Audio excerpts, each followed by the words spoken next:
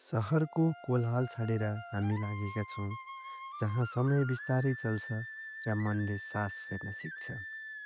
यो कथा हो एउटा यस्तो पदयात्राको जसले तपाईँलाई नजिक पुर्याउँछ माछापुच्छ्रेको एकदमै नयाँ कोणमा।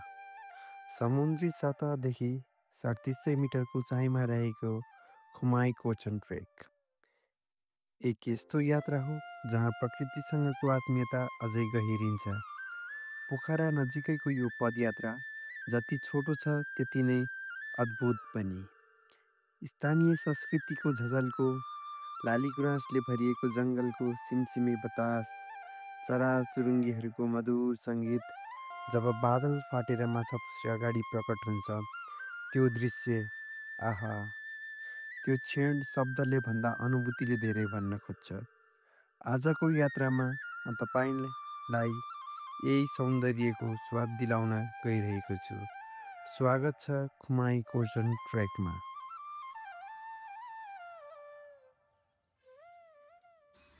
हेलो नमस्ते सबैजनामा। अहिले चाहिँ बिहानको लगभग 5:30 बजेको छ र I have started my packing. आज चाहिँ हामी नयाँ गन्तव्यको लागि जाँदैछौँ। आजको हाम्रो गन्तव्य हुनेछ खुमाई डाँडाको। See the mountains are calling. साथी सुजनलाई पर्स्याङबाट पिकअप गरेर पोखरा बागलुङ हाइवेमा पर्ने बागलुङ बस पार्क बिन्दावासिनी हुँदै हामी हरिचोकतर्फ लाग्यौँ। बाटोमा जाँदाखेरि अगाडि माछापुच्छ्रेले हामीलाई स्वागत गरिरहेको थियो। ट्रेकमा चाहिने केही स्न्याक्स सपिङ गरेर हामी सोही बाटो हेम्जातर्फ लाग्यौँ।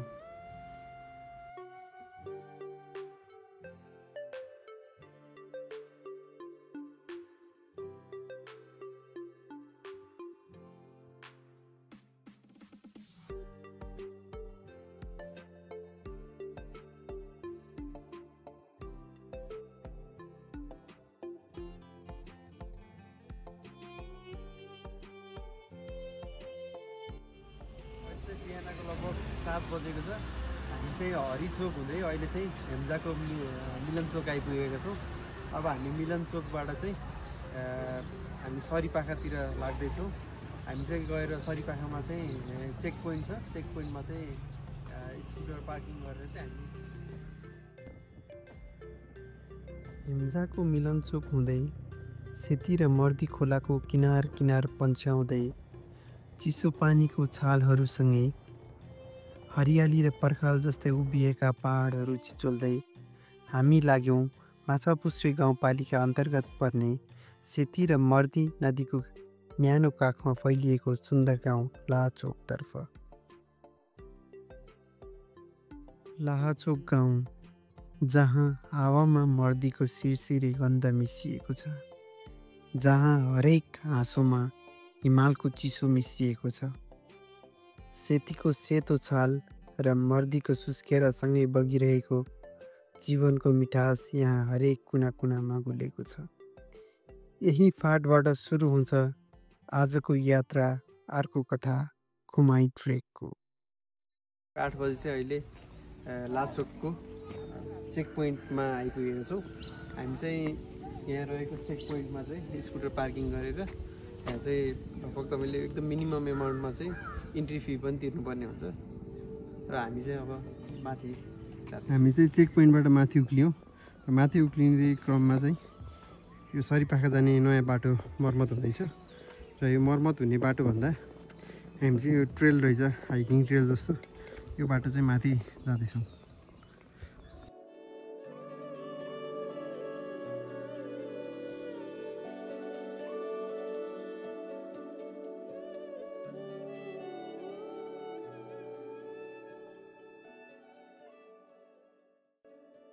हामी चाहिँ अहिले लगभग सरिफाका आइपुग्यौँ र बाटोमा जाँदाखेरि चाहिँ हाम्रो साथीहरूसँग भेट भयो।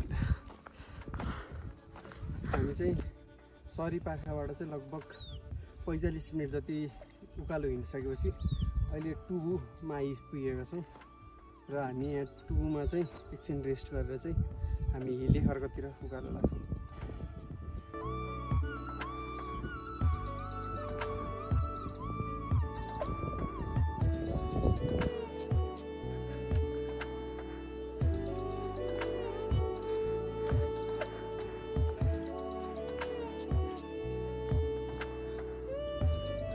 हामी चाहिँ अहिले टुबा हुँदै हिले खर्क आइपुगेका छौँ।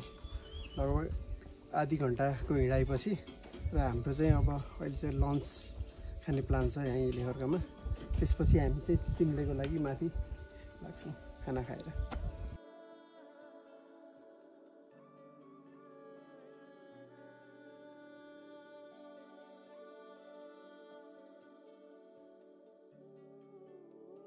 हामी चाहिँ लगभग 1 घन्टाको उकालो पछि चाहिँ अहिले हिले खर्कबाट अहिले चाहिँ हामी चिचिम्ले आइपुगेका छौँ। बाटो चाहिँ सिधै उकालो रहेछ। अलिअलि बिचमा रेस्ट गर्दै अहिले चाहिँ चिचिम्ले आइपुग्यौँ। अब एकछिन रेस्ट गरेर हामी माथि देउरालीको लागि लाग्छौँ।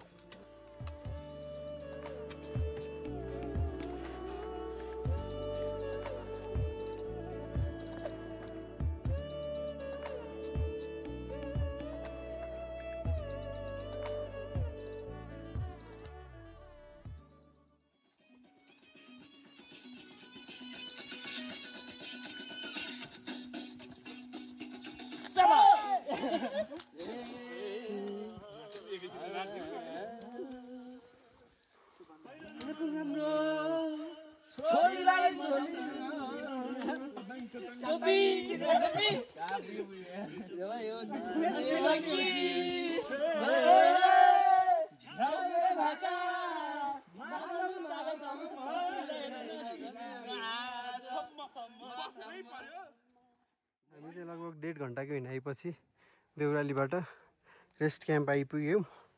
र रेस्ट क्याम्पको हाइट रहेको छ 2940 मिटर। यहाँ आइपुग्दाखेरि चाहिँ पानीले चाहिँ हामीलाई समातिसकेको छ र एकदम हुस्सु लागेको छ माथितिर चाहिँ। यो चाहिँ माथि देखिएको खुमाई डाँडा हो। अहिले भ्यू पोइन्टमा छौँ र भ्यू पोइन्टमा चिया नास्ता गरेर चाहिँ माथि खुमाईको लागि हिँड्दैछौँ।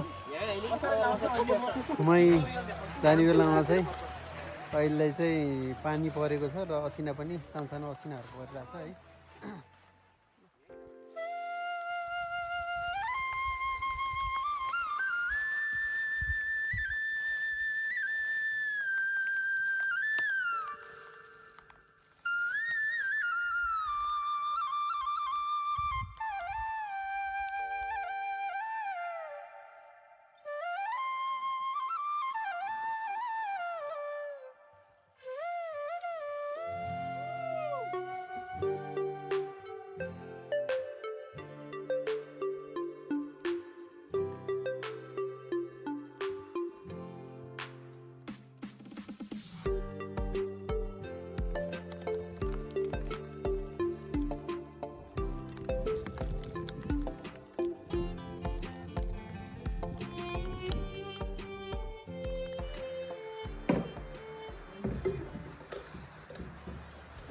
हामी चाहिँ अहिले लगभग 6 बजे चाहिँ खुमाई आइपुगेका छौँ र खुमाईको उचाइ भन्नुपर्दाखेरि चाहिँ 3245 मिटरको हाइटमा रहेको छ।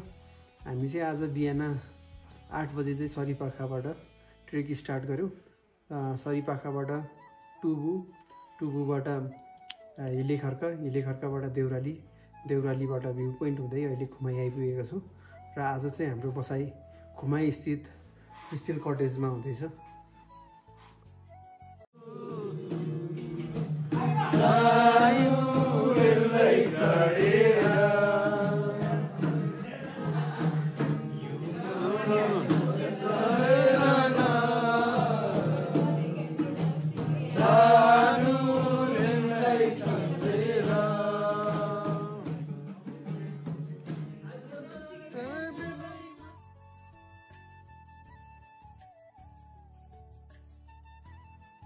Good morning from Khumai. अहिले चाहिँ हामी लगभग 4 बजीतिर उठ्यौँ होइन। 4 बजी उठेर चाहिँ अहिले चिया खाँदैछौँ। चिया खाएर चाहिँ हामी अब कोर्चनको लागि निस्किन लागेको। बाहिर चाहिँ खत्रै हिमाल देखिएको छ। अब सकेसम्म चाँडो पुगिन्छ र सनराइज पनि हेर्न पाइन्छ होला। अहिले चाहिँ लगभग 5:30 बजिसकेको छ। हामी खुमाईबाट चाहिँ चिया खाएर निस्किँदा चाहिँ अलिकति ढिलो भयो। अहिले चाहिँ लगभग 1 घन्टा हिँडेपछि चाहिँ यो ठाउँमा आइपुगेको छौँ। सनराइज लगभग हुन आँटिसकेको छ।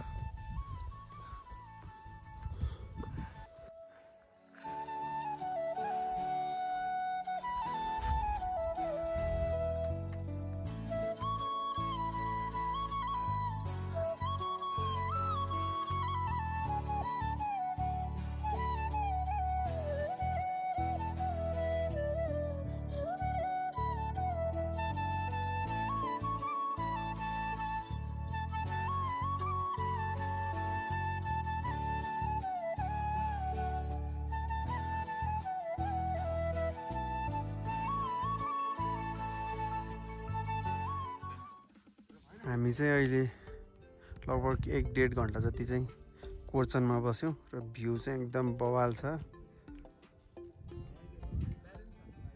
माउन्ट माछापुछ्रे, मर्दी, हिमचुली, अन्नपूर्ण साउथ, नर्थ अन्नपूर्ण सबै देखिन्छ है यहाँबाट। अब चाहिँ बिस्तारै बिस्तारै बादल हुस्सुहरू लाग्दैछ।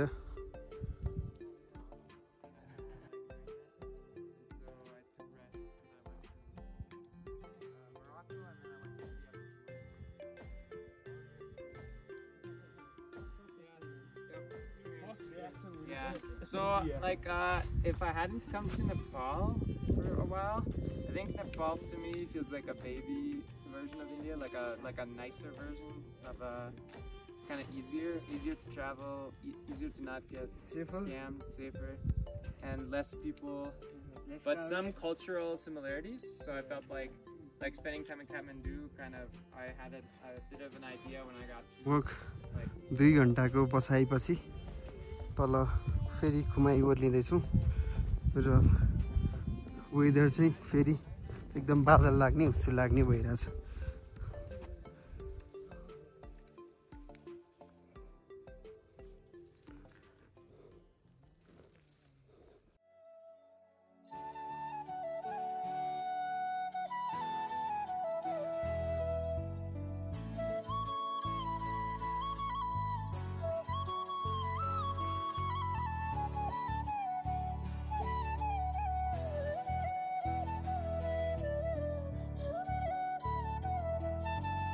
लगभग अहिले 10 बजेको छ। 10 बजे चाहिँ ब्रेकफास्ट गरेर चाहिँ हामी खुमाईबाट तल जाँदैछौँ।